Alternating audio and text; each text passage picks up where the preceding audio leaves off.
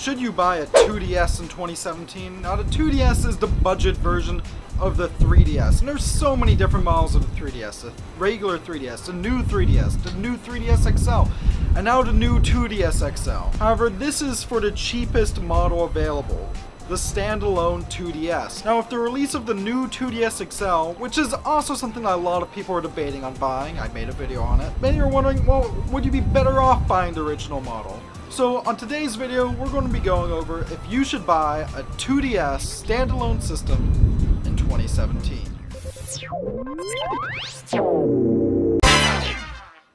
Ladies and gentlemen, welcome to Stuff We Play, your source for everything weird, adventurous, and retro. If that sounds cool to you, why not subscribe? Now, today we're talking about the 2DS, and I should go over a quick disclaimer first. Unlike a lot of my in-depth should you buy videos, such as my video should you buy TurboGrafx 16 2017, this video is going to be a bit quicker than those since I'm covering just an individual console and not an entire console line or console family. Now we're going to be covering three things involving the 2DS today, and those are the specs / the build quality, the games, and more specifically the game compatibility, and of course the price, especially when compared to other 3DS models. Now the first thing on our list is the specs and the build quality. And now this is pretty identical to your standard original OG 3DS, except it does 2D and it's not a clamshell. That means that it won't be able to play new 3DS games. So this thing, don't buy this if you're expecting to play Xenoblade Chronicles 3D. However, I can only think of 2 or 3 new 3DS exclusive games, and the vast majority, I'd say a good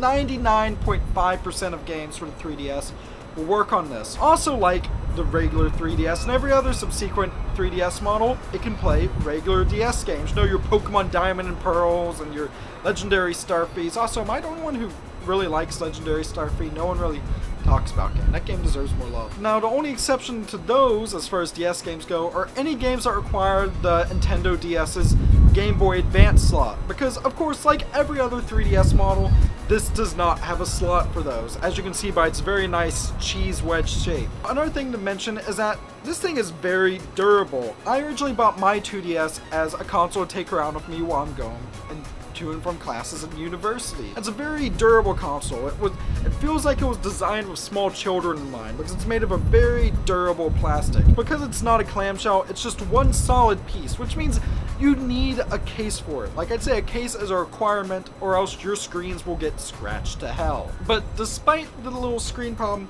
I think it's very durable. The only other big downgrade besides the lack of 3D, obviously since it's called the 2DS, is that it only does mono output on the sound. There's only one speaker, not two. However, it does do stereo sound if you wear headphones, so keep that in mind. I guess it's kind of like the original Game Boy in that sense. Now, I already kind of covered the games here, so I guess number 2 was wrapped up in number 1, but there is one more thing I should mention about games on here. Like with every other 3DS model, you have access to the eShop, and the eShop's really cool. However, the new 3DS line has some exclusive games, but I don't feel like that's a deal breaker, and I'm going to tell you why when we get to number 3, because I guess I rolled up number 2 with number 1, which is the price. This thing is $90 new in the States, $109 if you're in Canada. Alright, you know, you can buy a used 3DS for about that price, but here's the thing, these things tend to go for $50-$60. Mine anyways came with Yokai Watch pre-installed, and most new ones come with Mario Kart 7 pre-installed, which is one of the best games for the system. I'd say if you don't own a 3DS yet, unless you really want those new 3DS exclusive things, in which case I'd say go for a new 3DS XL. I really don't think the new 2DS XL is worth it. Definitely get this. This little cheese wedge will definitely serve you well. It's not the fanciest 3DS. It's not the prettiest looking one, no, especially compared to, say, the Zelda 3DS XL, but it's definitely very serviceable, and at the price, I feel like this is probably the best way to get into 3DS gaming, especially if you have kids. This thing will not break. So, should you buy 2DS in 2017? Unless you already own a 3DS XL or some other 3DS model, most definitely, the 2DS